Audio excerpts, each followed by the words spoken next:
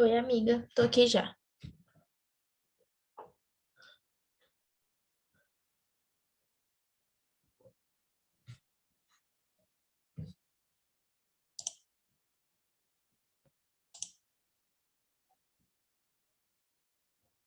Imagina. Beleza, obrigada, Lau. Qualquer coisa eu ligo.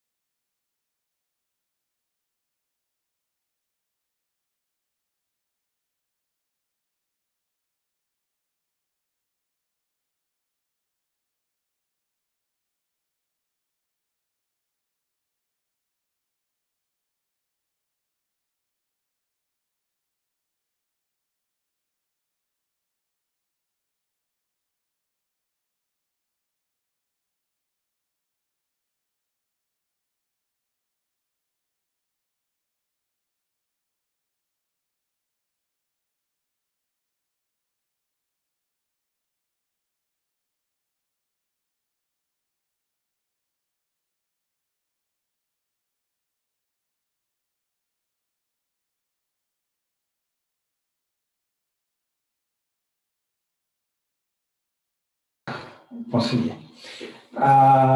Boa noite. Eu fico honrado pelo convite feito pela Liga e pelo Dr. Mick. Vou adiantar para vocês que o assunto é vasto, então vou me ater às coisas que eu estou achando que seria mais interessante para vocês que estão começando, né? Que ainda, para mim, ainda vão entrar em centro cirúrgico, ainda não tiveram contato com a, com a clínica cirúrgica.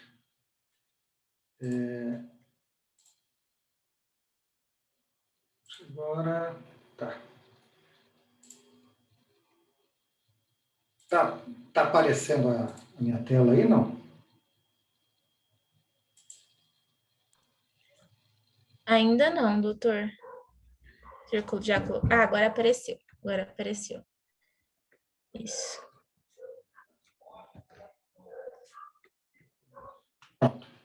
Então, eu preparei uns slides para falar um pouco de infecções e cirurgia. Falar em infecções em cirurgia não é impossível dissociar da história da cirurgia, né?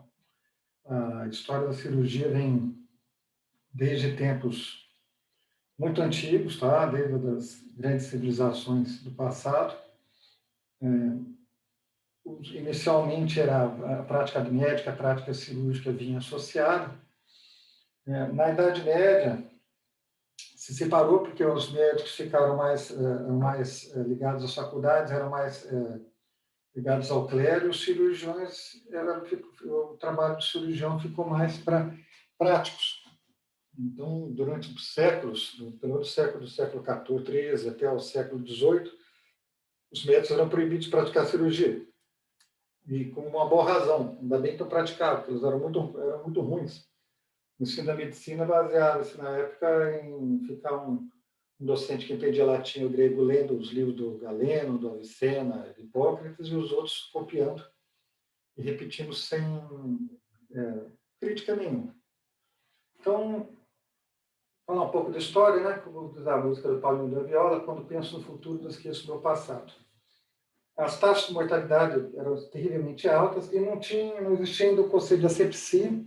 Eram feitos os procedimentos, basicamente os curativos eram com trapo, às vezes põe azeite, às vezes põe vinho, e eles observavam o pulso, né? Isso até o século IX, será o pulso amarelo, que é o pulso mais ligado ao estafilococo, era considerado uma reação boa, apesar que alguns morriam de septicemia, né?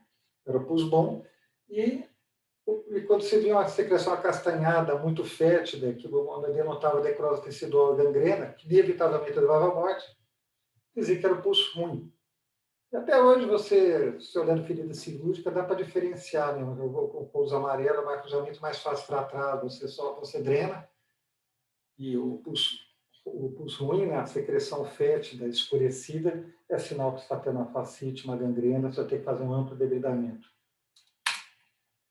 Então, começou a cirurgia moderna com o Ambroise Paré, que era não era médico também, era filho de comerciantes, e na época era considerado profissional inferior aos médicos, só que ele era muito prático, ele revolucionou na época a questão das amputações, havia tido uma revolução na questão das feridas. Naquela época, basicamente, os cirurgiões eram principalmente cirurgiões de campo, cirurgiões militares.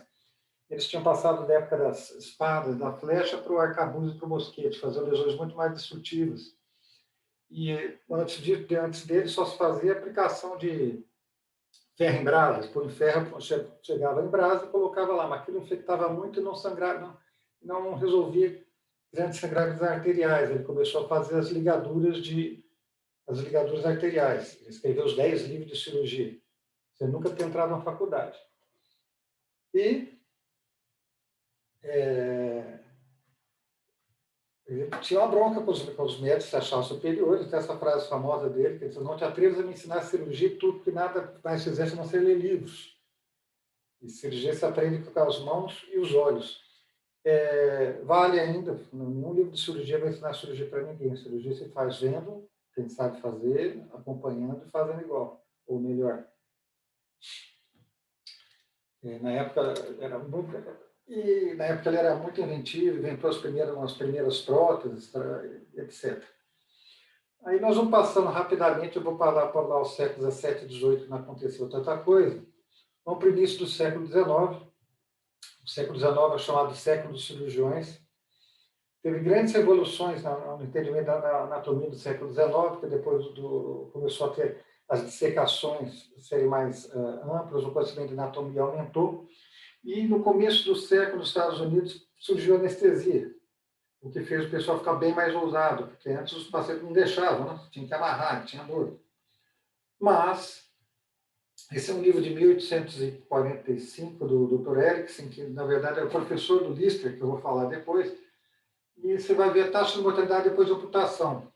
Vê que a porcentagem de mortes melhorou, de 66% para 37%.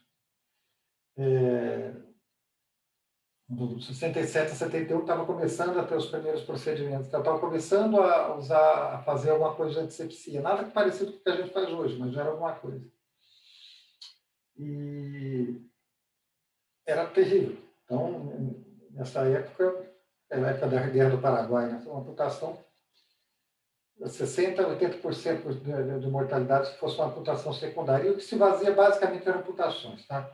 Algumas cirurgias eram feitas, na Índia eles rodavam um retalho, que até a técnica de retalho de antes, eu falo até hoje, você podia tirar cálculo de bexiga por uma afecção, mas basicamente era cirurgia de campo e amputação. Inclusive, esse Erickson, que escreveu esse livro, esse João da Rainha Vitória, na época dizia que o abdômen e o tórax do cérebro sempre serão fechados à intrusão do cirurgião. Isso em 1937.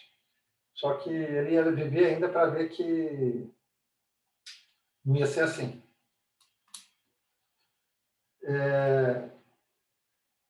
Então, como eu estava falando, o advento das técnicas anestésicas, primeiro com o Morton nos Estados Unidos, depois o Simpson na Inglaterra, o Dr. Hall, aumentaram muito primeiro diminuíram muito o sofrimento das pessoas que eram amputadas e começaram a tornar os médicos mais ousados, porque eles conseguiam fazer procedimentos mais longos no paciente anestesiado. Né?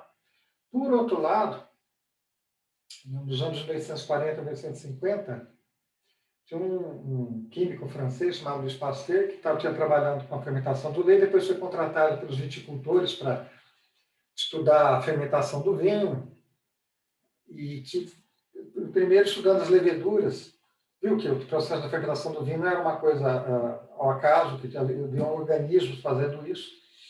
Depois passou para a investigação dele para a deterioração de alimentos, e descobriu que eram agentes, os alimentos não deterioravam pelo tempo, se não tivesse o alimento, se fosse aquecido depois desaquecida, aquele processo de pasteurização, você conseguia preservá-los e também conseguir correlacionar a presença dos micróbios com essa infecção.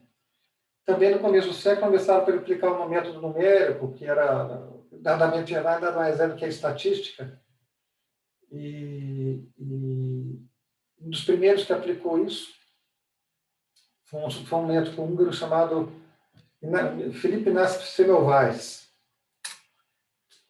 que é esse daí. O Semmelweis, ele foi o primeiro a perceber que tinha alguma coisa disso. O Semmelweis é de antes do Pasteur, mas ele percebeu que tinha alguma coisa muito errada onde ele trabalhava. Ele foi chamado para trabalhar na maternidade de Viena. A maternidade de Viena, ela tinha uma taxa de mortalidade materna alta, né, em torno de 2, 3, 4%, 5%, no começo do século, mas que era o normal. Quando surgiu em 1924, eles abriram uma faculdade lá e eles começaram a ter alunos. E quando as mulheres morriam, na época se morria o quê? De febre puerperal, que é a infecção pelo estreptococo A. Ia para autópsia. Os meninos saíam da autópsia e voltavam para ver as outras parturientes. E tocavam. E ninguém lavava a mão, porque primeiro nem tomava banho, tomava lavar a mão, porque não era considerado bom hábito na época, né? Imediatamente, os cirurgiões eles amolavam a ponta do bisturi no couro da bota. Isso falando sério. E um amigo dele, que era o Rokitansky, que era um dos patologistas, se furou quando estava fazendo se machucou quando estava fazendo uma autópsia, entrou em choque séptico e morreu. Ele pensou, nossa, parece que essa substância cadavérica, que ele chamava, deve fazer mal. E ele colocou esse cartaz, vocês estão vendo aí, original lá na frente, né? A partir de hoje, 15 de maio de 1847, os estudantes médicos são obrigados a lavar as mãos, na época de solidação de ácido clórico na bacia colocada na entrada. Hoje em dia, a gente não tem isso, a gente tem os dispensadores de álcool gel nas entradas dos quartos, nas entradas das enfermarias, mas ainda hoje é difícil convencer as pessoas a passar a desinfetar as mãos antes de encostar nos pacientes. O Semmelweis, depois de um tempo, foi fechado, depois que ele entrou com a intervenção, né, aqui, você vê que imediatamente cai a taxa de infecção. Aí eles fecharam a anatomia patológica e depois eles pediram o Semmelweis, que o médico estava muito bravo de ter que ficar passando cloro na mão.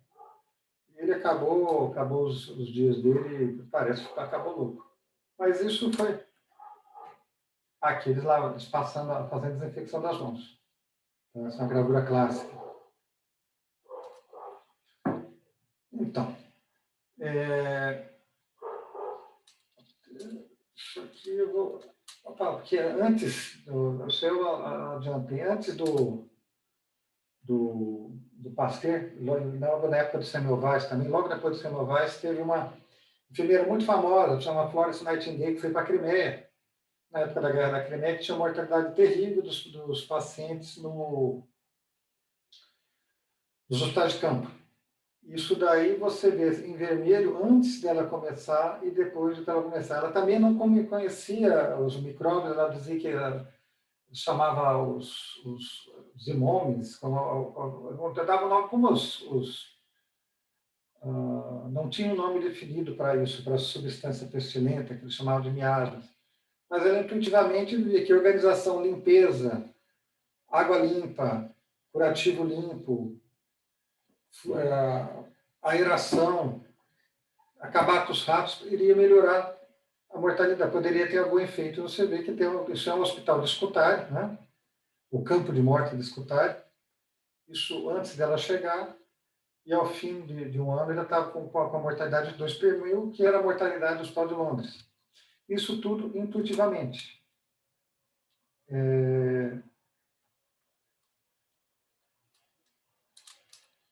Pasteur, então, descobriu. Então, depois ele foi para as vacinas, para os transplants, estudando alimentos, ele viu que tinha 3 métodos de eliminar os micro-organismos: filtração, exposição ao calor ou exposição aos antissépticos. Tá? Basicamente, até hoje, a gente usa principalmente os 2 últimos, exposição ao calor e exposição aos antissépticos. Um estudante inglês chamado Joseph Lister leu aqueles trabalhos e ficou muito entusiasmado. Isso tem uma citação na autobiografia dele, né? Quando li o artigo de Pasteur, eu disse a mim mesmo, bom, se for deve ter um jeito, da mesma maneira de destrói piolho da cabeça de criança sem matar a criança, deve ter algum produto que a gente vai aplicar na ferida que não seja tóxico para a pessoa. E ele foi procurando, sem danificar o tecido, né? Até que ele chegou no ácido carbônico, que nada mais é que o fenol, que foi usado até os anos 90, era usado ainda em centro cirúrgico, mas não assim, em fumigação. Na época, eles acreditavam muito que a infecção viria pelo ar. E até vem, mas em circunstâncias muito especiais. Em geral, o ar não é muito relevante, não é uma coisa muito determinante, apesar de ter algum papel nisso. Ele pegava o antisséptico e jogava na roupa dele, nas mãos, no instrumental e na ferida.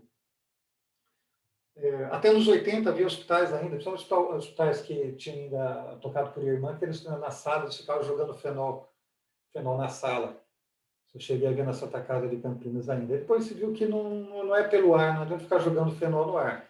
Mas ele com isso daí, fazendo a desinfecção, mesmo trabalhando com mãos nuas, todo mundo de paletó, mas fazendo a desinfecção da ferida, das mãos e do material cirúrgico com o ácido carbônico, que é o fenol, caiu em 5 vezes a taxa de mortalidade após a amputação. Isso, com o tempo, ele foi aperfeiçoando, né? E aqui a Florence, e para quem é cirurgião, acho que o Simic vai dar risada. Ela muito britânica, e ela até observou, até uma citação dela, que ela observou que um cirurgião muito inepto, de vez em quando aparece um cirurgião muito atrapalhado, ele conseguiu, durante uma amputação, se cortar, ainda cortar um cara do lado que estava auxiliando. No fim, os 3 se infectaram, os 3 pegaram sepsis, os 3 morreram, e ela, muito britânica, fez a observação de que ela nunca na vida tinha visto uma cirurgia com 300% de mortalidade. Bom, os princípios estabelecidos por Semmelweis, Pasteur e Lister são basicamente os que norteiam a asepsia cirúrgica até hoje, esterilização de materiais e prevenção de infecção hospitalar. Esse daí eu mexi Chamberlain, fez a primeira autoclave, esses olhares autoclaves, primeiro autoclave de serviço pequeno, de postinho, exatamente esse padrão de autoclave. Ele era aluno do Pasteur, justamente fazer esterilização por calor e vapor, que ainda nos dias de hoje é considerado um método mais sustentável, que dá menos poluente, mais efetivo, que tem o óxido de etileno, que químico também mais é poluente, mais confiável. O único defeito é alguns materiais que não toleram a temperatura, mas todos os hospitais fazem a maior parte da esterilização em autoclaves que são a vapor de água em alta pressão, até hoje. Bom, vindo para os dias de hoje, né, vamos falar da infecção cirúrgica, das suas definições. Esse material aí é o material de critérios de infecção cirúrgica, tem 2009, agora tem um de 2021, que foi lançado também, mudou pouca coisa, mas isso é disponível na internet, no site da Anvisa. Para termos de definição, a gente define a infecção pela profundidade do tecido acometido. Então, você tem as superficiais, que pega derme, epiderme subcutâneo. A partir do momento que pega a fáscia e tecidos musculares, você chama de osso, você chega a família profunda. E quando é em alguma cavidade natural, como abdômen ou intraarticular, você chama de infecção de órgão-cavidade. Isso tem a grande maior parte uma grande parte, né? 80% são superficiais, provavelmente mais do que isso, porque uma boa parte dessas não são notificadas, porque a pessoa até volta no médico ou do postinho para tirar o ponto, ver que está infectado, passa um antibiótico oral ou tira o ponto e a secreção que está acumulada sai e não volta para o hospital.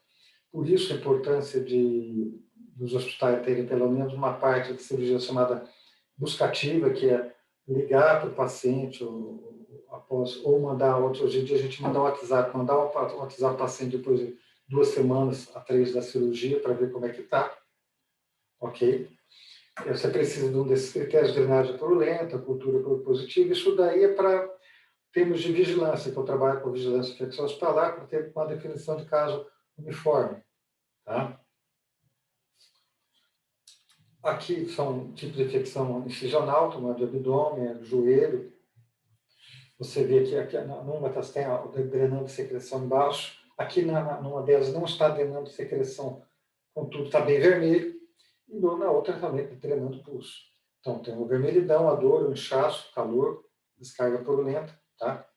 Você considera. As incisionais profundas já são mais graves, já chegam ao nível de face o músculo. As mais terríveis são as fascites necrosantes, que podem ocorrer após cirurgia abdominal, que são infecções rapidamente progressivas, que podem levar ao óbito. A mais comum, mas infelizmente incomum, a mais comum que a gente vê é a infecção ferida síntese, osteossíntese, de ortopedia, de tíbia, onde tem exposição do material de síntese, né? E ela é mais profunda, você tem que ter febre, dor ou necessidade local, pelo menos desses sintomas, ou presença de abscesso. E o diagnóstico, é claro, pelo médico assistente. Aqui vocês estão vendo uma exposição já da face, tá? E ali é o clássico, que é o que a gente mais vê desse tipo de infecção, que é a exposição da síntese. E a outra que a gente vê bastante também, que às vezes infecta não, que é quando o paciente, a cirurgia abdominal, por algum motivo tem uma crise de tosse, faz um movimento inadvertido e tem eventração, quer dizer, saem as vísceras para fora, aí você se infectar, você considera profundo, porque já pegou o plano muscular e o plano de face. Tá? Aí você vê tem a perda da descência da sutura, febre, dor, descarga. E do órgão-cavidade. O órgão-cavidade, a mais comum que a gente tem são as fístulas pós-anastomóticas. Você faz uma cirurgia de víscera oca, né, do colo, do intestino, o que seja, e no lugar da emenda, que é a anastomose, geralmente depois de 5 a 7 dias, essa anastomose, ela, por algum motivo, seja alguma insuficiência vascular ou algum problema da sutura, ela se rompe, se abre, há vazamento de fezes para a cavidade, tem isso daí. Outro também bastante comum é a infecção após prótese articular, prótese de quadril, principalmente, e que é uma infecção da cavidade articular, já considerada órgão da cavidade. Essas infecções são mais trabalhosas, tá? Exige sempre reabordagem. Aqui é da que eu falei, uma fístula. Uma fístula agora não sei do que é, mas é o vazamento da secreção da víscera do peritonite. Bom, voltando à questão da bibliografia, existe um manual que é importante para vocês que se interessarem em cirurgia, chama o Manual de Cirurgia Segura. O programa Cirurgia Segura Salvam Vidas. Tá? Ele é da OMS e a Anvisa, o Ministério da Saúde, faz parte, é disponível também gratuitamente para acessar. E num dos capítulos dele, no segundo, é um dos objetivos, que a equipe usará de maneira sistemática métodos conhecidos para minimizar o risco de infecção do sítio cirúrgico. Para se ver a prevalência de centro cirúrgico em vários países, né? Varia. Isso daí você tem que levar em consideração que são comparados a hospitais que não são idênticos, né? E é muito difícil, porque a gente não sabe que cirurgia está sendo feita em cada lugar desse. A gente sabe que todo hospital de ensino tem uma taxa de infecção maior do que o hospital que não é de ensino, é só do especialista, porque sempre quem está na curva do aprendizado vai ser menos perito. Não estou dizendo que vai infectar o colega, se infectar e morrer que nem o outro, mas é mais lento, tem mais acidente de percurso, tem mais infecção. Isso em qualquer lugar do mundo. Isso aqui já são dados, também são dados disponíveis no Serviço Epidemiológico do Estado de São Paulo, para ter uma ideia das taxas. Isso daí é um apanhado que eles fazem. Todos os hospitais do Estado de São Paulo têm que notificar o número desses procedimentos específicos, o número de infecções associadas. Então, vocês estão vendo mais ou menos a proporção de infecções por parte cesariana, colecistectomia por laparoscópica, anerofia, mamoplastia, etc.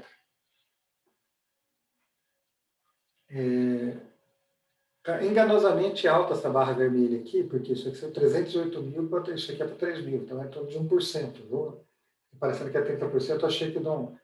A escala logarítmica. Mas isso aqui para vocês terem uma ideia. Tá? E as consequências. A infecção do sítio cirúrgico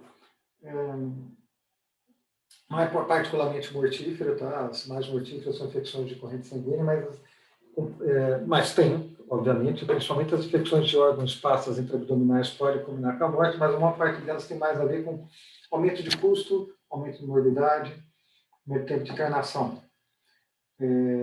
Então, são vários estudos, cirurgia cardíaca, se tem uma infecção da esternotomia, que é mais comum, em geral você tem mais 20 dias de internação.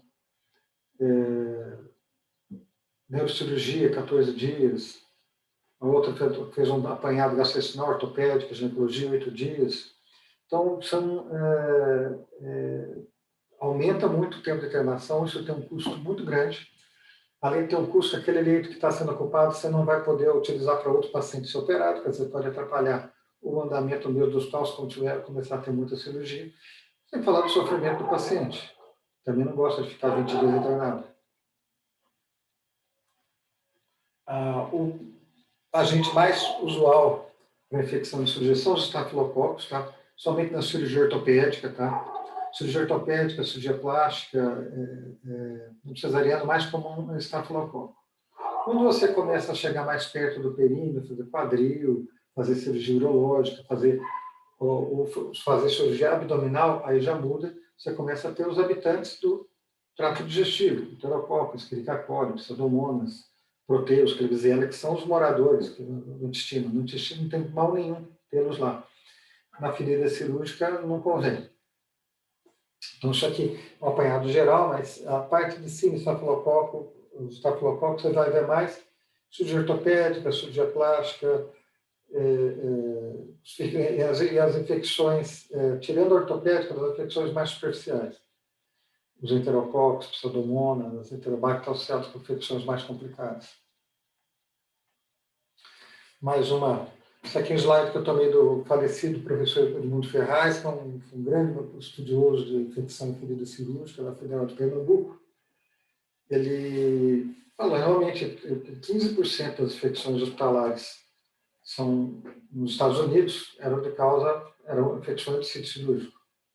E há uma subnotificação, como eu falei, porque muitas vezes só vê mais graves, mais leves, você não fica sabendo. Os custos.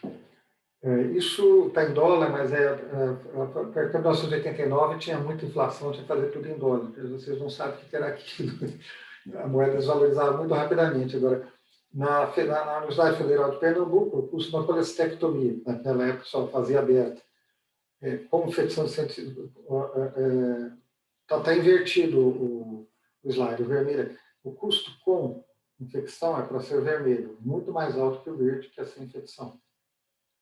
Então, não dá para corrigir, mas é isso. Principalmente aqui das colecistectomia, é muito mais alto a cesariana também, por causa do tempo de internação depois que aumentava e os antibióticos. Então, essa aqui é uma figura do manual da PSI, você não tem na internet, você tem que ter manual. Os vários fatores aí que podem estar envolvidos na infecção de sítio cirúrgico. Aí eu estou mostrando os fatores que não dependem do paciente. Tempo cirúrgico. Antigamente, no tempo das amputações, tinha cirurgião que operava contra o relógio, porque ele sabia que quanto mais breve, obviamente bem feita, quanto menor o tempo cirúrgico, menor o tempo de anestesia, menor o tempo de cavidade aberta, menor a taxa de infecção.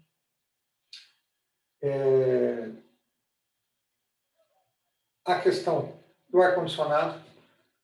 Tem muito lugar cirúrgico antigo, que o ar-condicionado, o fluxo está virado para cima da mesa do campo cirúrgico. Isso não pode. Quando acontece, você tem que botar um tabique para não jogar o ar com partícula para o centro cirúrgico. A máscara, tem gente que tem mania de trabalhar com a máscara na boca em vez do nariz. O anestesista faz isso, vai dar menos trabalho, no médico é complicado, que pode haver dispersão de micróbios, inclusive o streptococo, particularmente, tem isso bem claro que ele transmite. Falha de técnica, luva furada, mão sem fazer a asepsia adequada, material contaminado, fluido contaminado, muita coisa pode dar errado, uma asepsia da pele do paciente inadequada. Isso são todos fatores que podem então, precisa muita coisa alinhada para você ter uma baixa taxa de infecção. Então, aqui um centro cirúrgico bonitinho, show de bola. Você está vendo ali em cima são as saídas de ar, esse ar é para ver fluxo laminar, quer dizer, fluxo unidirecional. Para fora, as paredes lisinhas, limpinhas, uma fonte de luminosidade externa. Tudo que você vê, tudo lavável, sem canto vivo. Os cantos redondinhos, mais fácil de limpar. As tintas têm que ser laváveis. Apesar assim, não sinto tanta importância ao ambiente como dava antigamente. Antigamente, sentava um paciente com uma cirurgia infectada, você tirava ele, você fechava a sala, você fumigava fenol, já lavava as paredes. A gente sabe que isso não é necessário. O principal é fazer a limpeza da mesa operatória. Mas é importante tudo ser lavado. Porque todo dia tem que ser lavada ou pelo menos cada 2 dias ser lavar tudo, e a mesa entre cada cirurgia. Tem que ser tudo trocado, tudo limpo. Aqui é um lugar que está tudo errado. Tudo bem, isso é um hospital para cachorro, tá? Mas tem lugares, eu conheço lugares que não é muito melhor do que isso. Você vê, primeiro, o ar-condicionado split. Por que split não serve? Porque split não é com ar-condicionado. O split é refrigerador, só refrigera o ar. Você está numa sala fechada, se não for sala pequena, o gás anestésico, tudo que fica lá fica sendo recirculado, porque não há reinsuflação. Há toda uma normatização para centro cirúrgico, tem que ter um número mínimo de trocas de ar, mas você vê muito por aí. E as pessoas acham que porque está resfriando o ar, está resolvendo alguma coisa. Não, está um ar viciado, ruim. Você vê que pessoa paramentada, pessoa não paramentada. Isso ocorre também com humanos, viu? Isso ocorre também com humanos. Uma coisa um pouquinho melhor, mas látex no chão, tudo bagunçado, a mesa cirúrgica bagunçada. Eu não achei nenhuma foto de centro cirúrgico humano bagunçado, só veterinário, mas não está muito longe disso, não. Então, os fatores de risco do paciente. Os pacientes têm vários fatores de risco também, que alguns você pode mudar, outros não. Severidade, que você não pode não fazer. Obesidade, você não vai conseguir fazer grande coisa. Diabetes mellitus, você tem alguma coisa para fazer. A imunossupressão, se for uma cirurgia que realmente não dê para diminuir um pouco no suprimido, vai aumentar a chance de infecção, uma vez que a infecção depende do micróbio, da quantidade de micróbio que entrou e também da sua imunidade e de que lugar do corpo entrou. Depois eu vou falar um pouco a respeito disso quando eu chegar na classificação de nível de contaminação da cirurgia. Uso de corticoide, não é qualquer uso, não é porque pingou o desonida no nariz que vai baixar a imunidade. Né? Tem que ter doses maiores, igual a 2 mg por quilo dia, de prednisona equivalente para crianças, ou mais de 20 mg por dia para adultos, com um período maior de 14 dias. Aí você já está imunodeprimido. Anemia, que dá para corrigir com transfusão de sangue. Desnutrição, tabagismo, radiação local, pessoa irradiada, se tiver que operar um local irradiado, dá muita infecção, porque é uma área que fica com muita fibrose, geralmente fica com uma perfusão ruim. O mesmo lugar que foi operado previamente pode ficar com perfusão ruim. Doença arterial periférica crônica, para as doenças por causa de cirurgia de extremidades. A drogadição, parte da drogadição, porque muitas vezes são desnutridos, e lá nos Estados Unidos tem o problema de você ter muita droga injetável também. insuficiência renal ou hepática, presença de foco infeccioso ativo à distância, se você tiver que operar e não puder resolver esse foco antes, pode complicar, e se a pessoa for sabidamente colonizada por Staphylococcus aureus. Isso dá uma coisa que a gente dá para prever e dá para manejar com relação a algumas cirurgias, que são cirurgias de maior risco. Também, fatores de local. Os fatores de risco, o que mais tem? Né? Fatores do local cirúrgico. Se houve um não preparo adequado da pele, quer dizer, se for usada uma solução efetiva, hoje em dia, basicamente se usa ou solução à base de clorexidina, ou solução à base de iodina, polivinilpilridona iodina, que é o PVPI.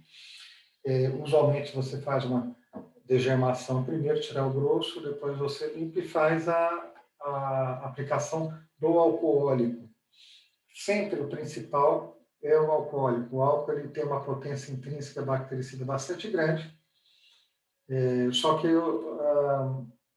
não tem menos efeito sem a clorexidina, sem os outros tem menos efeito residual e fosse usado até a década de 30, se fazia asepsia local só com álcool, mas decidiu que você teve alguns casos de tétano, eles começaram a usar o álcool com alguma coisa, com outro. Esterilização adequada dos instrumentais e material protético. Isto é, por exemplo, hoje em dia, você não adianta você pegar e esterilizar material num lugar fora e levar para o hospital. Você vai querer reesterilizar de novo para rastrear, para ter certeza que está adequadamente esterilizado esse material. Alguns tipos de esterilização que eram feitos antigamente, que a esterilização é uma desinfecção de alto grau, que até começo do ano 2000 era feito para alguns tipos de instrumentais, o instrumental de vídeo foi abandonado, agora você tem que fazer a esterilização ou o método de óxido de etileno, que é fora do hospital, ou dentro do hospital, os métodos principalmente autoclave a vapor de água, autoclave de formaldeído e plasma de peróxido, dependendo do material que você vai escolher. Fazer antibiótico profilaxia adequada, nós vamos falar mais para frente. Fora todo do risco. A duração do procedimento, que aí inclui a perícia do cirurgião, os procedimentos são longos intrinsecamente, mas os procedimentos ficam muito mais longos porque o cirurgião não tem a perícia. E, infelizmente, faz diferença. Todas essas cirurgias, existem estudos de pontos de corte, de tempo, e sempre quando os cirurgiões que têm um ponto de corte mais acima costumam ter taxas de infecção mais elevadas. A ferida exposta cirúrgica mais tempo durante a cirurgia. Local e complexidade do procedimento, é óbvio, quanto mais complexo, se você fizer de um local, se é tumor, são grandes ressecções, transplantes, tem mais risco. Qualidade da hemostasia, isso é uma coisa muito importante. Hemostasia mal feita, deixar vasos babando no subcutâneo, no plano muscular, esses hematomas se formam, esses hematomas se infectam, e você vai ter uma infecção depois. É muito importante a hemostasia adequada, a hemostasia que é o estancamento do sangue. Dano tissular.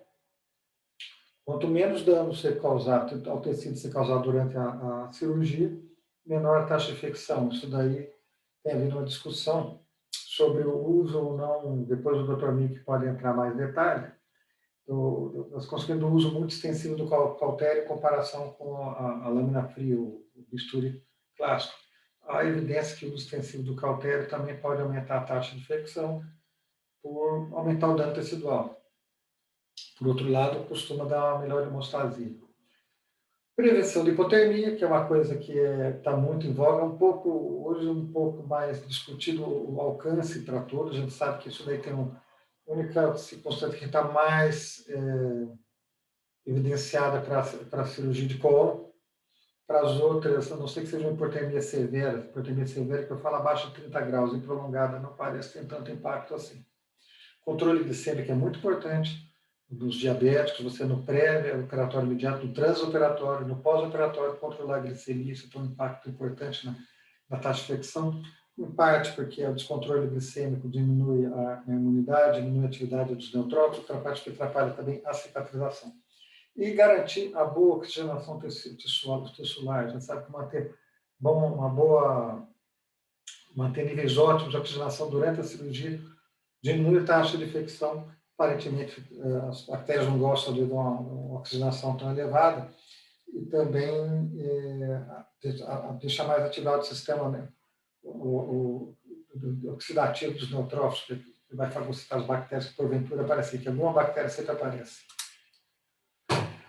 Bom, aqui vamos falar então da classificação de risco segundo o potencial de contaminação. Vocês vão ouvir muito falar disso quando passar em cirurgia.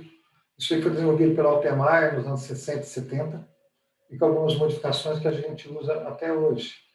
Então, voltando, cirurgias limpas, cirurgia limpa, não é que o cirurgião está limpo, porque o lugar é limpo, quer dizer, o lugar está longe de orifícios, o lugar, em tese, não é para ter contaminação, não tem flora, não tem uma flora bacteriana intrínseca pesada. Então, por exemplo, cirurgia limpa. Membros, cirurgia de mama, neurocirurgia, porque você só vai ter a pele, você não vai entrar em vísceras, porque vísceras são pesadas, a víscera tem bilhões de bactérias por grama de fezes. Essas cirurgias, é de se esperar que se você fizer uma boa sepsia, tiver uma boa técnica, uma boa hemostase, você vai ter uma taxa de infecção menor que 5%. Tá? Um pouco mais alto, que às vezes nessa fase, um pouco mais alto que isso, se você colocar prótese, mas sem colocação de prótese, tem que ser abaixo de 5%. Se tiver acima de 5%, é errado. Potencialmente contaminada é aquela em que você aborda a víscera oca, do trato ou visceral oca intestinal, ou trato respiratório, tudo que tem comunicação com o orifício natural, zoonose urinário, orofaringe, com situação controlada e sem contaminação não usual. Caso o cirurgião, por exemplo, uma cirurgia oncológica está muito contaminada, apesar de ser oral, você já considera contaminada.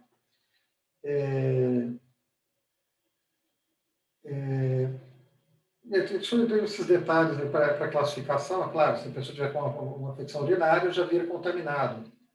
A biliar é a mesma coisa, a vesícula é potencialmente contaminada. Agora, se tiver com uma colicistite purulenta, é contaminada. Bom, as contaminadas são aquelas que são feitas em vísceras ocas, tipo cólon, intestino delgado, e nessa situação você considera contaminada porque você teve contato com a flora do trato digestivo. Tá? E as infectadas já está infectado. Infectado é onde já está infeccionado, já está com infecção local, você está fazendo debridamento, uma limpeza, ou uma amputação do pé diabético, uma contaminada. Bom, isso aqui a gente já, repetindo que tem lá, de 1 a 5%, 3 a 11 para potencialmente contaminada, infectado 127. Quando a gente faz a vigilância de infecção hospitalar, a gente pega basicamente cirurgia limpa, que é para ter uma taxa alta, e uma ou outra cirurgia contaminada. Outra, principalmente porque a gente está pegando das potencialmente contaminadas, a gente faz as colestectomias por vídeo, que é para se esperar que tem uma taxa, tanto cirurgia por vídeo, para se esperar uma taxa sensivelmente inferior às cirurgias abertas, que há menos manipulação, há menos, usualmente há menos dano tecidual. Fator de risco, o tempo de hospitalização. Isso em cirurgia ortopédica, isso é marcante. Você passou das 72 horas que geralmente cirurgia ortopédica é de idoso, que o idoso internou, o vozinho internou lá com a perna quebrada, passou de 72 horas para a cirurgia, começa a aumentar uma curva quase linearmente, dia a dia, a progressão aritmética, a taxa de infecção. A qualidade da sala operatória, não falei, você nunca deixa a fonte de ar diretamente assim do foco operatório, ela tem que descer com uma cortina, ou se você não tiver jeito de fazer isso, você coloca um tabique. Internação prévia, do paciente que esteve internado em unidade crítica, tem uma taxa, um risco maior de infecção, porque as unidades críticas têm mais contaminação por germe multiresistente, tem maior chance de infectar com complicação. Número de pessoas presentes durante o procedimento. Não adianta você ter um ar limpo, filtro EPA, e tem 10, 12 pessoas na sala de cirurgia, todo mundo respirando, todo mundo tosse, outro... Isso aumenta a taxa de infecção. Então, por isso que existe limitação no número de pessoas. A gente tenta evitar aglomeração, principalmente das cirurgias ultralimpas. Que são cirurgias ultralimpas? Cirurgias onde você vai colocar um material protético volumoso num sítio estéreo, como próteses endovasculares, prótese de válvula cardíaca e próteses articulares, ombro, quadril e joelho. Por que isso? Porque, voltando lá na crítica à questão lá do Altemar, ele considera a cirurgia, por exemplo, uma cirurgia perianal é considerada uma cirurgia potencialmente contaminada, porque é perianal. Só que raramente você vai ter uma infecção de hemorroida. A amígdala também, na boca, raramente você tem infecção de amígdala. Por quê? Porque anatomicamente, lá na região do perianal, tem as placas de Peyer, tem muito tecido linfóide. Amígdala, adenoide, tem o anel de Waldeck, muito tecido linfóide que dá uma proteção natural. Aquele lugar está preparado para receber, está acostumado já a receber micróbio, lidar com ele, fagocitar e dar um fim. Quando você coloca uma prótese numa área estéril, tanto a articulação, quanto o coração, no caso, quanto numa prótese de mama, ou uma prótese vascular, são lugares que não têm toda essa proteção inata. Então, uma quantidade muito pequena de micróbio vai lá, vai conseguir, que num lugar que tenha mais tecido linfóide, tenha mais defesa natural, ele não vai conseguir se implantar, lá se implanta, cria o biofilme e causa infecção, muitas vezes de consequências catastróficas. Por isso, a gente chama que essas cirurgias são cirurgias, não tem que ser mais do que limpas, tem que ser ultralimpas. Isso pode ser reduzido. Bom, tabagismo. Tabagismo, você sabe, se você, não sendo cirurgia de urgência, é claro, o correto é orientar para parar, ou para diminuir muito de fumar uma semana antes da cirurgia, e já avisar a fisioterapia para começar a respiratória pré e pós-procedimento. Por isso você consegue ver as complicações. Tá? Sinal de ferida cirúrgica, as complicações pulmonares.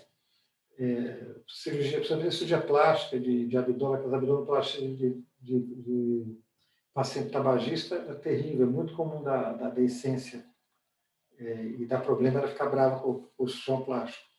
Diabetes, como falei, o controle glicêmico é importante. A compensação da anemia no pré-operatório, os cirurgiões fazem sempre, corrigem pelo menos até ter 9, 10 de hemoglobina de operar, porque é um dos fatores que leva à oxigenação. E os pacientes que vão fazer cirurgia do implante de prótese, de cardíaca, faz rastreio sistemático. Pode ser um suave, pega um cotonete, põe na narina, das narinas, né? Não é lá no fundo, é só na narina aqui, né? do paciente, manda para exame para ver se é colonizado por estafilococo. Se caso seja colonizado, tem a recomendação do banho de clorexidina e uso de PVPI nasal, de hemopirocina nasal. Se não houver o uso da hemopirocina nasal, tem a saída de fazer uma urgência com iodo, com PVPI na narina. Claro, você não fala de iodo, né? E o banho com clorexidina. O banho com clorexidina, o ideal é que seja feito na entrada do hospital. Às vezes não dá tempo, ele faz em casa. Mas é bom que seja todo testemunhado. O banho com clorexidina 2%, que é um antissético extremamente potente para todos os germes, mas para estafilococo mais. Aqui mostrando aqui as taxas de infecção, com a esternotomia. A esternotomia mediana é aquela incisão que é feita para a cirurgia cardíaca. Isso aqui, o aumento da taxa de infecção conforme o aumento da porcentagem de glicemia, tá? 5, 10, quem teve uma glicemia de 300, pula de 5 para 15% de taxa de infecção. O do oxigenação suplementar, como uma coisa bastante conhecida, né? Porque a hipoxemia diminui a fagocitose, a oxigenação aumenta, melhora a náusea e vômito, melhora a fagocitose e aumenta a morte bacteriana. Tem alguns erros aqui no slide, mas como eu não mexi. E o que se recomenda é 80% de fração esperada de odor durante a cirurgia. E manter com cateter no pós-operatório. Eles chegaram à conclusão de até 50% na série deles, né? Da infecção de sítio cirúrgico. E isso aqui, aquilo que eu estava falando, isso aqui foi tirado FAQ, né? Frequent Asked Questions da Sociedade, isso aí está traduzido original em inglês, da Sociedade Internacional de Ortopedia. Tudo bem que isso é uma recomendação de especialista, mas 98% concordaram que o excesso de pessoas na sala vai aumentar o número de partículas de suspensão nessas cirurgias, principalmente de prótese, não é, provavelmente aumenta o risco de infecção. Isso aqui são o que a gente usa para desinfecção, não estou falando dos álcoois, não tem clorexidina, composto de iodo e iodófilos. O triclosan não é usado para cirurgia, tá? Só para mãos. Os compostos basicamente que se usa é composto de iodo e clorexidina com álcool, quer dizer, o PVPI alcoólico, a clorexidina alcoólica. Porque o álcool tem ação muito rápida. Então, começa na ação do álcool e continua na ação da clorexidina e do iodo. Isso, eu vou passar rapidamente, que isso daí é da textológica, como, voltando ao Semmelweis, ao Lister, fundamental a limpeza das mãos. A gente sabe que principalmente a primeira escovação cirúrgica do dia, hoje se usa a escova impregnada com antisséptico, né? Você aí não está mostrando, mas no hospital do fornecedor de cana, se usa as escovas impregnadas com antisséptico, você faz a escovação, você vai você vai fazendo a escovação, você espalha primeiro nas peles das mãos, dos antebraços, dos cotovelos, começa a fazer a limpeza sob as unhas, tá? Não pode, se for muitas meninas, quem quer dizer que entrar no sensor não pode ter unha comprida, que fura luva, nenhuma postiça nem pensar, e vai esfregando da mão para trás, para o cotovelo, que é da parte que vai ter que estar mais limpa, né? Para baixo, seria a parte mais contaminada. Isso daí deve durar 3 a 5 minutos. Se tiver várias cirurgias, os procedimentos subsequentes podem ser mais simples, só com a esponja, não precisa passar cerda, porque se você fizer muita escovação, você vai ter dermatite. E a tendência também, acho que em poucos anos nós vamos começar a usar até algumas preparações alcoólicas próprias nas CPCs subsequentes, para diminuir o risco de dermatite. Tem gente que desenvolve dermatite, a dermatite, a pele irritada, se torna foco de estafilococal, de streptococo, se torna per se um risco de levar a infecção para o seu paciente. Você enxaga, obviamente, com os dedos para o correr do cotovelo, enxuga também com os cotovelos erguidos, só vão ver quando estiver na técnica cirúrgica. Isso é o básico, isso tem que ser feito. Se isso não for feito, todo o resto não vale nada. Quanto aos banhos pós-operatórios, há uma base, todo ano tem discussão sobre o quanto que ele ajuda. Parece que ajuda um pouco, tá? Mas assim, 0,3%, varia. Já teve gente que não chegou a conclusão nenhuma. Por enquanto, ainda está se considerando útil. E o importante é que esse banho tem que ser o ideal próximo da cirurgia, no máximo 10, 12 horas antes da cirurgia. Poucos estudos, só ficam estudos basicamente que fazem contagem de colônia. Então, é muito difícil você encontrar um bom estudo vendo qual é o impacto na taxa de infecção. Então, ainda tem uma... Agora, o que é consenso é o seguinte, passar que nem está vendo aí, passar Gillette, apesar de ser muitas situações que nós fazemos, por não ser disponível o tosador, né, que é o CRIP, que é soft-tosa-rente, ele aumenta a taxa de infecção. Então, aqui você vê, usar uma lâmina, 5,6% de taxa de infecção, creme depilatório, tem alguns que usam 0,6%, na verdade é um pouco, os dados que eu tenho mais recente é um pouco mais do que isso, e parece que o que menos da infecção é não tirar os pelos, mas tem os cirurgiões alérgicos que os pelos atrapalham muito. O que é curioso é que às vezes a pessoa você vai fazer uma cirurgia, uma incisão pequena, e manda fazer uma depilação do pescoço até o entendo que é um conceito antigo, muito que há 20 anos que se fala nisso, muito difícil de tirar. Agora, se você for fazer bobagem, você vai raspa logo essa cirurgia. E quanto mais tardiamente quanto mais antes você fizer, pior. Antigamente, o pessoal mandava as mulheres vir de casa para fazer parto, não sei porque mandava raspar a vulva, né? E o pubis. E vinha aquelas mulheres tudo raspado, fazia episiotomia infectada. Quando você raspa a pele, dá irritação. Dá irritação, cresce micróbio. Cresce micróbio, você mexer ali, vai ter uma taxa de cirurgia. Então, se eu for fazer a depilação, imediatamente antes de 100% cirúrgico. Tá? Aqui, o que acontece? Ficar muito sensível à pele, depois vai ser pintado, pode dar irritação, pode dar alergia. Essa irritação pode aumentar o risco de infecção. Bom, então, continuando, gente, vocês estão ficando cansados, mas o assunto é longo. A história do ar, o conceito de fluxo laminar, você vai ver, passando no HFCP, vai ver que tem salas com fluxo laminar. É onde você tem um fluxo unidirecional, positivo, uniforme. Tá? Quem desenvolveu isso foi o John Charney, ele é inglês, na Inglaterra, sempre valorizava muito essa coisa do ar, desde a época do Lister, né? E nos anos 60 ele começou, depois de vários testes, a praticar isso daí na cirurgia. Ele foi um dos pioneiros, ele foi o pioneiro, na verdade. Na cirurgia de próstata e quadril, ele tinha taxas que até hoje são baixas. E, curiosamente, ele não usava, ele não acreditava em antibiótico profilaxia. Caiu de 9 para 1,3%.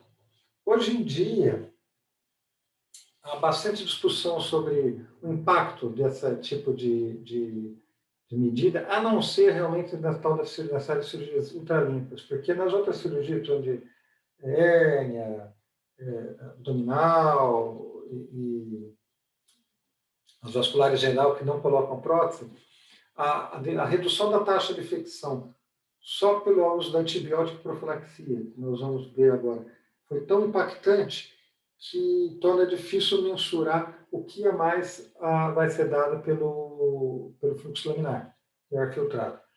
Então, isso daí parece que ainda tem importância nas ultralimpas, que são grandes próteses vasculares, implante de válvula cardíaca, implante de grandes próteses de articulares, especialmente joelho, ombro e também quadril. Bom, finalmente, antibiótico profilaxia cirúrgica. Então, depois que começou a ser amplamente utilizado os antibióticos, no final dos anos 40, começo dos anos 50, todo mundo começou a pensar como é que, claro, vamos usar isso aqui para cirurgia. Inclusive, em algumas situações foi até ruim. Por exemplo, eles começaram a usar antibiótico para fascite, em vez de entrar direto, degradar o antibiótico, o que acontecia? Viram que realmente fascite, se você não opera de cara, aumenta a mortalidade.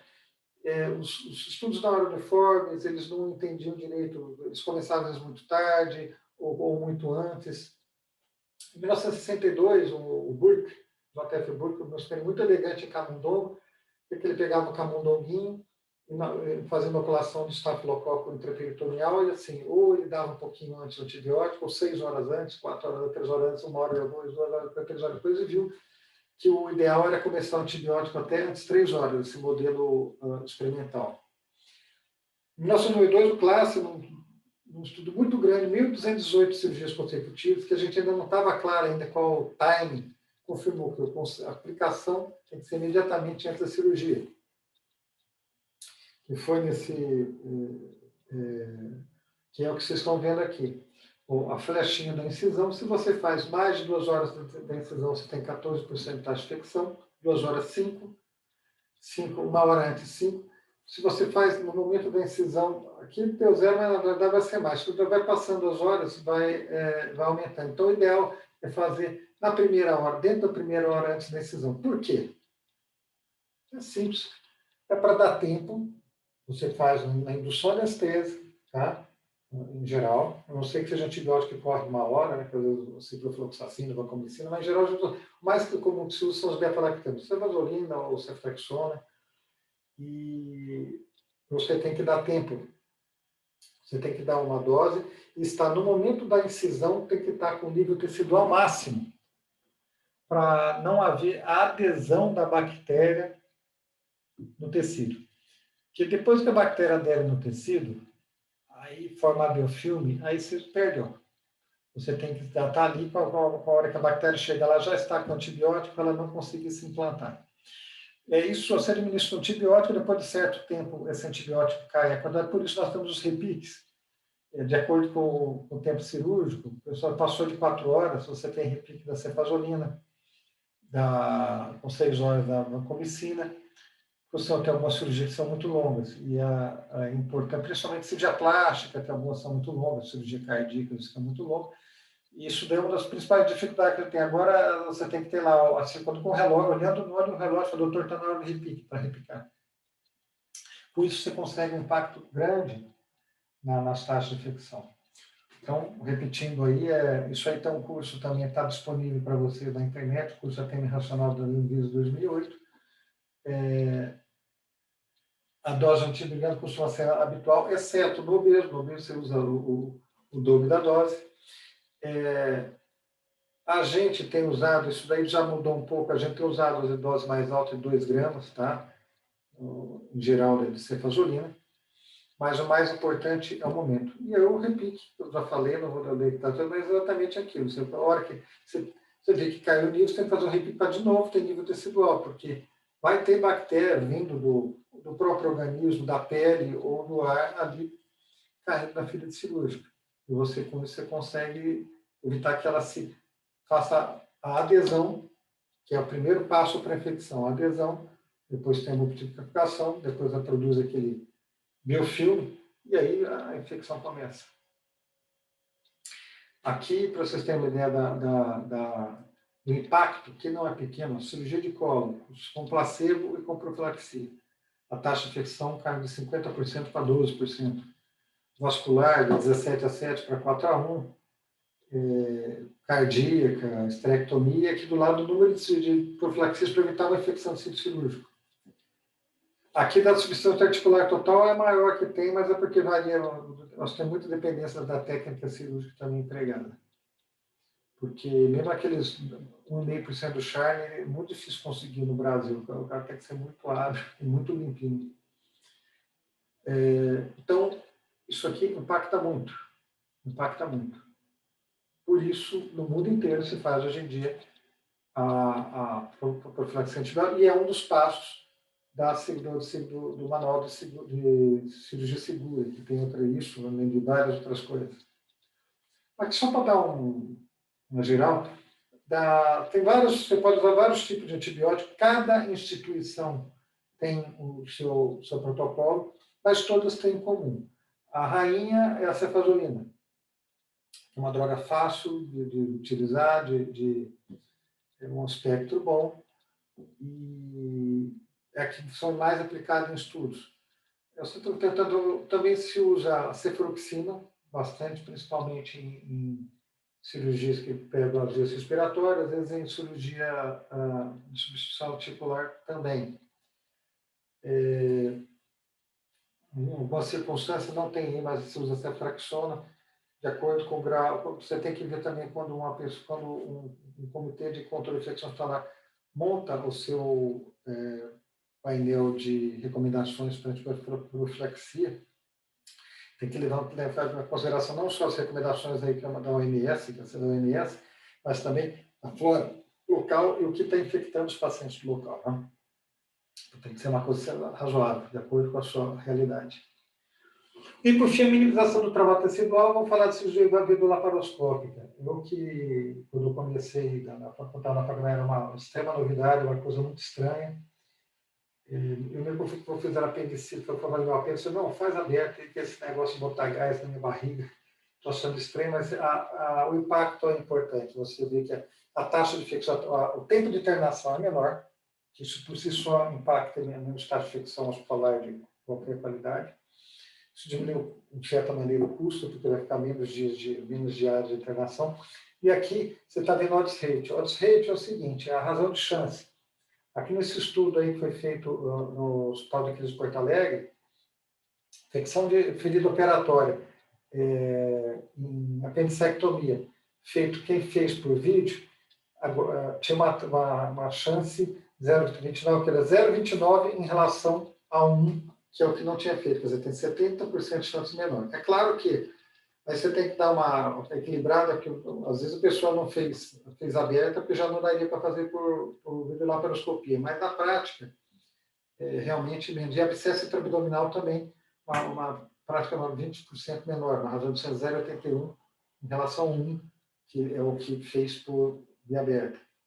De novo aqui, já com isso na do Arquivo Brasileiro de Cirurgia, isso é para ressecção coloretal, que é uma coisa que eu me conheço bem. Você vê, a sepse, 20, uma proporção de 3:1. Na verdade, infecta menos. Infecta menos, a gente bem que tem menos, bem indicada, tem uma morbidade menor. E era tanto isso, quanto também do joelho, as cirurgias artroscópicas, que são dando muito menos complicação que as antigas cirurgias abertas. E falando, nossa, que bacana, né? E estava todo mundo muito encantado com esse negócio. Era tranquilo. A gente pegava o material da videolaparoscopia, as pinças, a gente conseguia fazer uma desinfecção de alto grau. Era aceitável fazer uma desinfecção de alto grau com um com o glutaraldeído ou ortoftaldeído, até que ocorreu um desastre. Nada tão fácil quanto parece. Em 2004, começou em Belém, do Pará, que teve mais 300 casos suspeitos de infecção por micobactéria não tuberculosa de crescimento rápido, que é o bicho que é o bicho da água, tá? E no copo d'água não tem problema nenhum, só não pode estar injetado dentro do seu abdômen. E 95 a 98% das infecções foram após o videolaparoscopia. Isso aqui é a videolaparoscopia, você vê que é menos invasivo do que dar um corte, mas tem essas várias pinças enfiadas em você, uma injeta ar, outra olha, outra a pinça que você está operando. Isso, aí depois isso aqui a pessoa fica meses assim, vazando, tá? E o que é que se descobriu? Aí o glutaraldeído não estava matando as micobactérias. Teve mudança de lei por causa disso nessa época. E muitas coisas que a gente fazia, o que encareceu a cirurgia por vídeo, que muitas coisas que eram reutilizadas não podem mais ser reutilizadas, tem que ser tudo de uso único.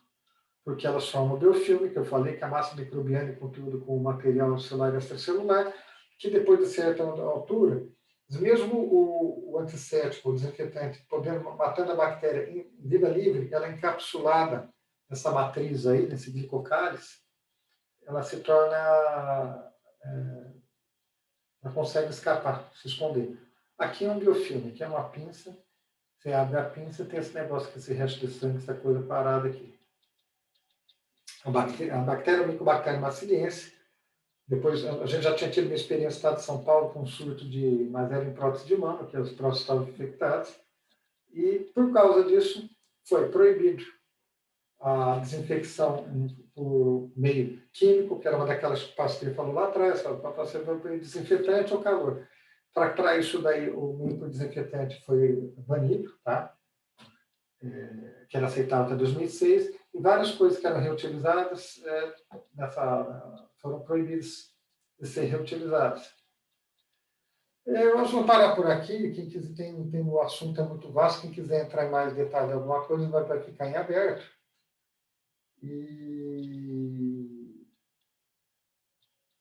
eu agradeço aí a atenção do pessoal.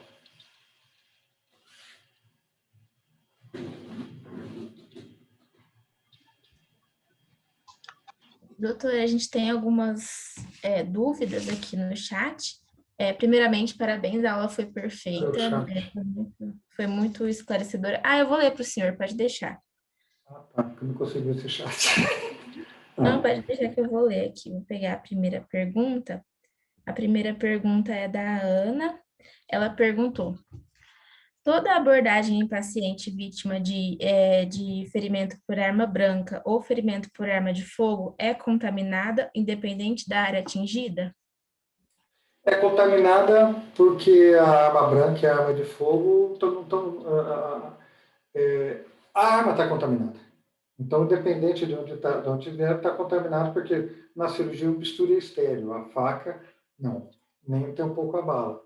Tem um detalhe também, que é a questão da ferimento por arma branca, e particularmente arma de fogo, além dos cuidados todos da antisepsia que eu comentei, tem que fazer o reforço se não for atualizado de tetânica, tem que reforçar de tetânica, porque são causas de tétano, né? Ótimo. A próxima pergunta é do Felipe Rodrigues. Ele perguntou: o tratamento incorreto das infecções de sítio cirúrgico pode resultar no aumento de estafilococcus aureus resistentes à meticilina? Na verdade, talvez, mas o impacto é muito pequeno. Qualquer uso indiscriminado de antibiótico vai causar isso. Mas o grosso do uso não é em cirurgia. O grosso do uso é no dia mesmo, no dia a dia mesmo, para infecções mais banais. Mas certamente qualquer uso inadequado de antibiótico, isso quer dizer, continuar uso racional, você dá o antibiótico correto. Se você tem uma cultura na mão, você dá o antibiótico do espectro menor e usar até o paciente estar curado, não ficar dando mais, achando que isso vai resolver alguma coisa. Por que não? Você vai estar só mudando a flora e estimulando a resistência. Isso vale para o estafilococo, isso vale para as klebsiellas, as KPCs, protocarpopenimase, isso vale para os acinetobacter, para toda a vasta gama de micro-organismos que são afetados por esses antibióticos. Você mata a concorrência, você deixa só ele, né? Ótimo. A Ana Elizabeth perguntou: doutor, qual a relação dessas lâminas para a retirada de pelos com os micro-organismos? Seriam microlesões na pele ou outro motivo?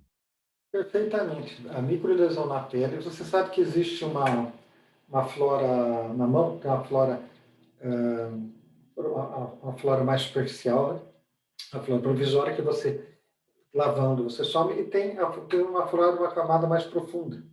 Essa flora, quando você irrita a pele, ela vai até rimar, ela flora, ela vem para cima e ela coloniza essa pele rapidamente. A pele lesada, a pele tem mecanismos próprios, essa própria queratina, essa camada superficial, ela diz que ela leva as bactérias junto. Você tira isso, a bactéria recobre tudo, ocupa e aumenta a taxa de infecção. Tem o mesmo fenômeno que ocorre com algumas pessoas que têm a dermatite pela escovação também. A flora permanente fica superficializada e você aumenta a taxa de infecção. E se multiplica em questão de horas, 2, 3, 4 horas. Aquilo que eu falei por que se você faz no dia anterior, isso aumenta muito mais a taxa de infecção? Porque tem o dia inteiro para multiplicar e colonizar a pele. Se você fez aquilo e faz até aumenta a taxa de infecção, mas dá menos tempo para ela se multiplicar. Por isso que quanto mais em cima do horário cirúrgico fizer a tricotomia ou tirar a depilação, melhor. Perfeito. A Ana Carolina também perguntou se toda cirurgia cardíaca é potencialmente contaminada. Não, cirurgia cardíaca toda é considerada limpa, porque você está entrando numa cavidade que não tem, com o coração não tem contato com o orifício natural. É só o sistema, que é o sistema circulatório, é um sistema virtualmente fechado. Então, é uma cirurgia limpa. Aliás, entra naquelas, se você for colocar uma prótese de valvular ou prótese de artéria, é uma ultra limpa. Pequenas contaminações leva a infecção porque é um lugar que não está preparado para receber micróbio. É um lugar fechado, ao contrário da boca, do ânus, do sistema do trato geniturinário. Ótimo. Então foram essas as dúvidas. Queria agradecer mais uma vez pela presença do senhor. A aula foi excelente, muito esclarecedora. Doutor Mixer, quer falar alguma coisa? Fazer alguma Eu acréscimo? quero sim. Só aproveitar o Arnaldo aí, obrigado pela presença. Como vocês viram, né, a infecção desse bichinho aí, essas bactérias, continuam sendo grande problema para nossa cirurgia, para os cirurgiões, né? A tecnologia nossa evoluiu tanto, a gente consegue fazer tanta coisa diferente com o advento da anestesia, mas nada adianta se o paciente infecta no final e a gente acaba passando por vários perrengues, né, depois, né, Arnaldo? Eu pergunto assim, basicamente, de uma forma geral, até para resumir essa conversa, Arnaldo, os fatores que levam à infecção, eles são relacionados ao paciente, né? São os fatores biológicos Uhum. próprios dele. E o que a gente faz para melhorar isso hoje? Dá banho neles, né, de cloroxidina, escova a barriga deles, ou a área, a superfície que a gente vai entrar, dá antibiótico para ele, né, para tentar matar as bactérias que estão na superfície da pele dele, né, para tentar que isso evite entrar dentro do sítio cirúrgico. O que mais a gente pode fazer, Arnaldo? Melhorar a alimentação dele, né? Sim, a alimentação, mas muitas vezes não tem tempo. Tem aquelas coisas de controlar a diabetes, né? Sim. Porque tem uma boa técnica cirúrgica, uma boa hemostasia, que isso faz diferença. Não são todos iguais, né? E não E deixar isso ele é ficar se automedicando, né, Arnaldo? Porque o que a gente vê também, infelizmente, são muitos pacientes que têm já bactérias resistentes a um monte de coisa, né? Na verdade, as bactérias resistentes, elas, assim, só de começo você já está pegando, porque é um Frango problema. toma cipro, né? Na verdade, a maior parte dos antibióticos produzidos no mundo, 90% é utilizado em agropecuária, não é para tratar animal doente, né? Porque eles acham que é com fator de crescimento. Então, nós estamos numa época muito difícil do ponto de vista de antibiótico, porque já faz décadas que não entram classes novas de antibióticos e as bactérias não ficaram baratas. Né? Arnaldo, e assim, o quanto tempo mais será que a gente vai poder usar kefazol ou cefazolina, né, para tratar, para fazer essa profilaxia? Não sabemos, não sabemos. Por questão até mercadológica, porque uma questão até clara, você é dono de uma indústria farmacêutica. Você pode trabalhar com antidepressivo, com antihipertensivo, para diabetes, a pessoa vai usar a vida inteira, ou você vai desenvolver um antibiótico que vai demorar um tempão para você conseguir um resultado, você vai lançar, ao contrário de remédio de cardiologia, de antidepressivos, cardiologistas, psiquiatras adoram usar a última novidade, os infectogentos seguram esses antibióticos novos para não desenvolver resistência. Aí, quando a gente solta, cai a patente. Então, realmente, na verdade, eu vi há uns 2 anos atrás um encontro internacional da OMS, que os governos vão ter que ajudar a financiar os novos antibióticos, porque, do ponto de vista mercadológico, não é muito interessante para as grandes indústrias farmacêuticas investir nisso. Não tem um retorno bom, que nem remédio de pressão, diabetes, depressão, até estimulante sexual, essas coisas. Não, isso está impactando e nós estamos pagando preço agora. Está perdendo, há alguns anos está perdendo a corrida para as bactérias. Ainda falando dos fatores relacionados ao paciente, né, o controle da glicemia, né, muito importante, né, Arnaldo? Abaixo de 120, abaixo de 200 que a gente precisa manter. Abaixo do ideal. O problema do abaixo de 120 é que você começa a ter o risco de causar hipoglicemia acidental. Entre 100 e 200, 150 a 200 é aceitável. Entre 120 e 150 é melhor. Abaixo de 120 é arriscado. Isso numa dosagem glicêmica única ou hoje você recomenda que você faça hemoglobina glicada? Você faz múltiplas dosagens glicêmicas, antes, durante e depois. Tá certo. Outro fator que a gente ainda leva em consideração é a tireoidopatia, né, que também é um fator que leva à diminuição da imunidade. Então, que a gente insuficiência mantém renal, né? hepática. A gente mantém todos esses medicamentos e evitam o uso de anti-inflamatórios prévios também. O uso de inflamatório prévio aumenta o risco, Arnaldo? Isso é meio discutível, aumenta o risco de insuficiência renal. Da questão da infecção, isso daí era uma tese que o pessoal lá no campo falava muito nisso, mas é uma coisa que não está bem, não é completamente aceita que ele seja tão poderoso assim, mas os anti-inflamatórios hormonais, com certeza. Você está tomando diprospan direto por causa de dor na dor muscular. Isso que a gente viu agora no Covid, né, que no início do tratamento começou a usar uma dose alta de corticoide, a gente acabou tendo mais infecção do que melhora do paciente, né? Sim. Infecções com bactérias que usualmente são menos agressivas, mas porque ela pode baixa patogenicidade, mas a sua imunidade baixou também, né? Então, Outro ponto que é importante, né? Então, a gente falou dos pontos relacionados aos pacientes, acho que isso é um ponto muito importante. Tratar as infecções prévias, né? As infecções urinárias, todas. Uma outra questão, a ambiência, né? O ambiente em que a gente opera. O cirurgião gosta do ar-condicionado lá com 17 graus centígrados, né, Arnaldo? Mas parece que isso você só não pode congelar o paciente, então a gente está salvo por enquanto. Porque isso aumenta a taxa de infecção, e particularmente na área sua, que é particularmente infecção do trato digestivo baixo. Sim. No colo, a cirurgia de colônica está foi bem descrito. Para as outras, um pouco menos. Para a neurocirurgia, pelo contrário, temos que pôr até capacete de gelo. Arnaldo, a utilização de ultravioleta durante a sala operatória, ele tem algum valor? Porque o ultravioleta é considerado uma das formas da gente eliminar as bactérias. O problema do ultravioleta é que você não pode usar durante a cirurgia, você não vai fazer essa cama de bronzeamento, né? Tem que ser entre uma e outra, porque o ultravioleta é nocivo para a bactéria, é nocivo para o nosso DNA também, que é para destruir o DNA.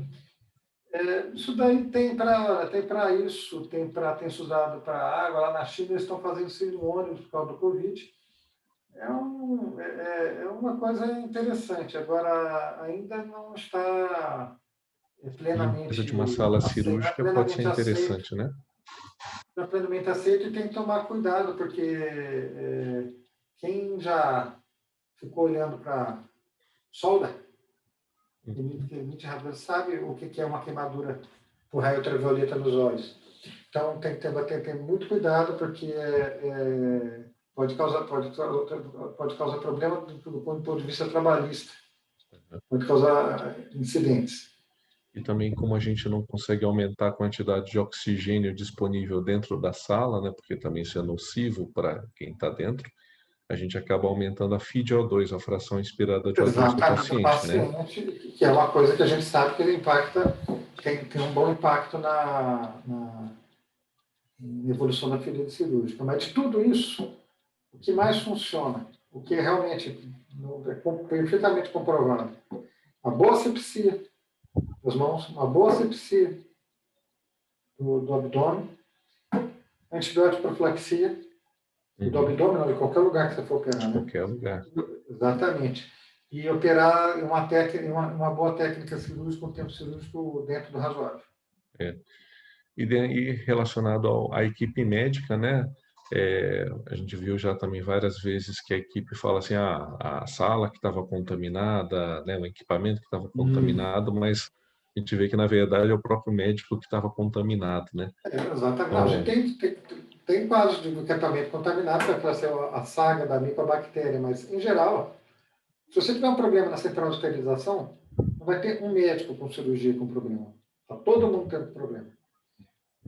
Quando é um médico só, aí tem que realmente ser humilde, olhar para trás de novo, rever sua técnica do começo ao fim e ver onde que está falhando.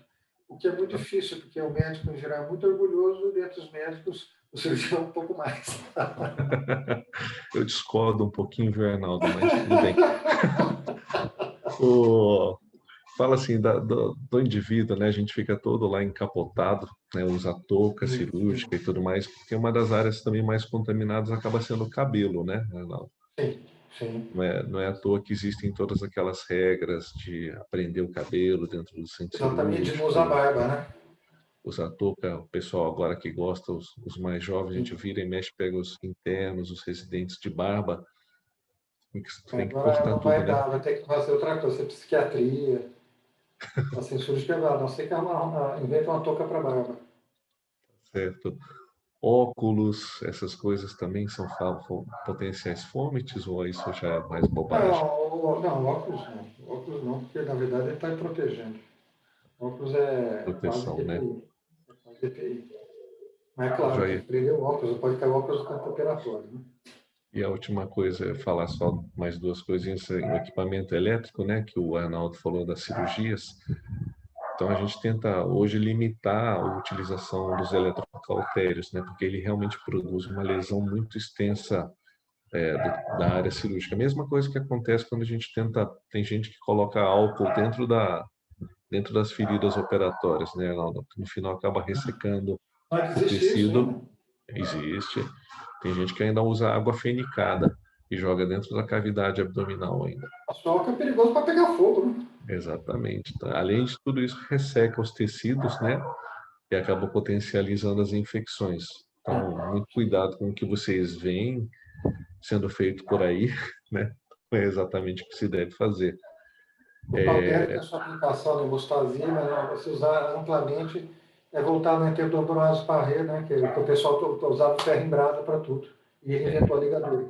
E a gente hoje tem várias fontes diferentes de energia, até já foi assunto, acho que, de uma das aulas. É muito interessante a gente utilizar esses recursos melhor. E hoje, as cirurgias minimamente invasivas, tanto videolaparoscópicas, as robóticas, né? Tudo isso vem aumentando, né, o número de portais, o número de aberturas que tem. O tempo cirúrgico, Arnaldo, parece que já não é um dos fatores mais importantes para as infecções, né? Se a gente repicar direito e tiver cirurgias minimamente invasivas. Ah, sim. Isso que eu estou falando das clássicas, né? Das minimamente invasivas, não tem tanto material ainda, né? É, então, bacana. E, bom, é isso. Acho que assim, a gente tem que ter sempre, lembrar quem vai fazer cirurgia, quem está na área cirúrgica, a gente precisa ter uma parceria muito grande com uma série de equipes, né? A cirurgia não é uma coisa que se faz sozinho. Sem o serviço de infecção hospitalar, a gente não tem ideia dos tipos de bactéria que estão em cada serviço. Vocês vão ver que cada serviço tem um protocolo um pouco diferente, né, Arnaldo? Uhum. Por causa das peculiaridades de cada lugar. Sim, a sua realidade, claro. Né? E é Não muito deveria ser importante. assim. É um Deveria ser telefone assim. que é um telefone que você obrigatoriamente tem guardado no seu celular para ligar todo fim de semana, à noite, de madrugada, toda vez que tiver dúvida, né, Arnaldo? Não, mas de noite eu desligo. Tá joia. Muito Um obrigado aí abraço. pela Espero que tenha disponibilidade, sido de proveito pela para aula. vocês. Espero que o pessoal tenha aproveitado, né? Olha, Paulo, obrigado. Tá. Isso. Sim, o pessoal gostou bastante. Fizeram vários elogios aqui no chat. Muito obrigada mais uma vez pela participação, doutor Arnaldo. Muito obrigada pela participação também, doutor Miki. A aula foi excelente, bem esclarecedora aí. Sei que é um tema bem importante para nós. Muito obrigado mesmo por aceitar o convite, doutor Arnaldo. E a gente fica por aqui. Muito obrigada, pessoal, pela participação na aula de hoje. A gente espera aí que vocês participem das próximas aulas também. E boa noite a todos. Boa noite, Arnaldo. Boa noite, pessoal. Tchau.